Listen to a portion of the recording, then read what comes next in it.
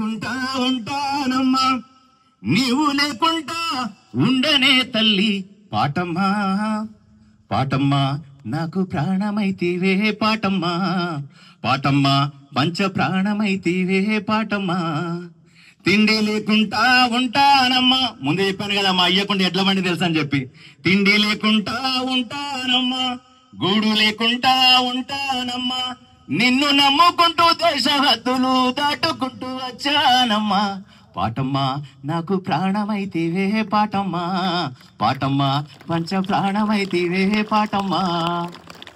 Starting లో వచ్చినప్పుడు మన ఇంతకుముందు పాత ప్రిన్సిపాల్ సార్ ఉండే, భిక్షుని ఎప్పటి నుంచి పాటలు పాడుతున్నా, ఇక్కడి నుంచినా ఎప్పటి నుంచి పాడుతున్నావు అంటే, సార్ నా తల్లి కడుపు నుండి భూమి మీద పడ్డ నాడు నేను పాడానమ్మా ఏడుపు పాట.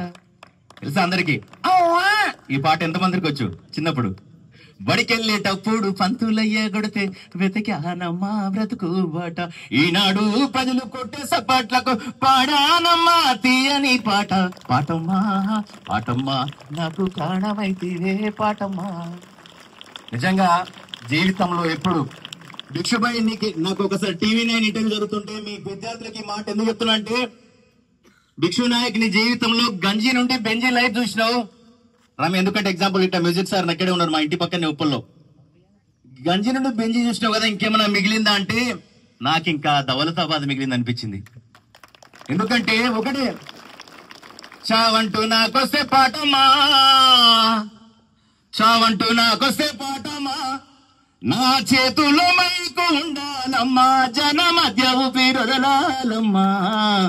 పాటమ్మా మళ్ళీ జన్మంటూ ఉంటే పాటమ్మా, పాటమ్మా మా సూరేపల్లిలో పుట్టాలమ్మా, సూరేపల్లిలో పుట్టాలమ్మా, బొల్లెపల్లి బస్సు ఎక్కాలమ్మా, భువనగిరి నుండి రావాలమ్మా, దౌలతాబాద్లో బస్సు దిగాలమ్మా, మా ఏపీఆర్ఎస్ మళ్ళీ రావాలమ్మా, మళ్ళీ మా పిల్లల్లో నేను ఉండాలమ్మా.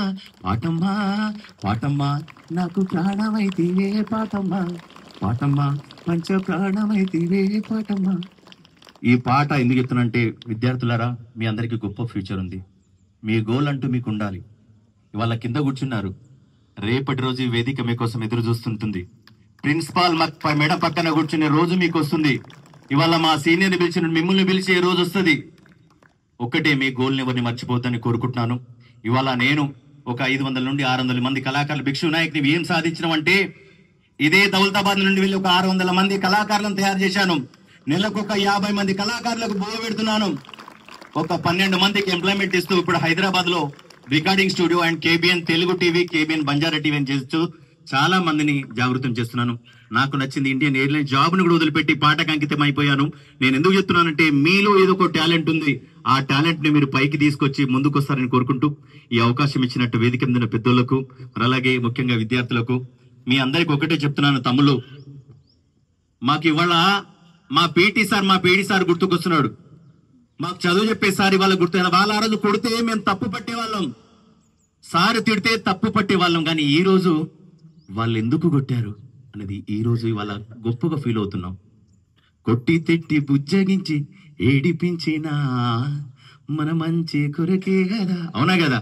అలాంటి విద్యార్థులు మనకు అమ్మ నాన్న ఇక్కడ లేరు, మనకున్నటువంటి అమ్మ నాన్న మన ఉపాధ్యాయులు, వాళ్ళని మనసులో పెట్టుకొని వాళ్ళనే మీ తల్లిదండ్రులుగా భావించుకొని ముందుకెళ్తారని కోరుకుంటూ ఈ అవకాశం ఇచ్చిన పెద్దలందరికీ ప్రతి ఒక్కరికి పేరుపైన ధన్యవాదాలు. Thank you so much. జై బోలో భారత్ మాతా కీ, జై బోలో దౌలతాబాద్ కీ.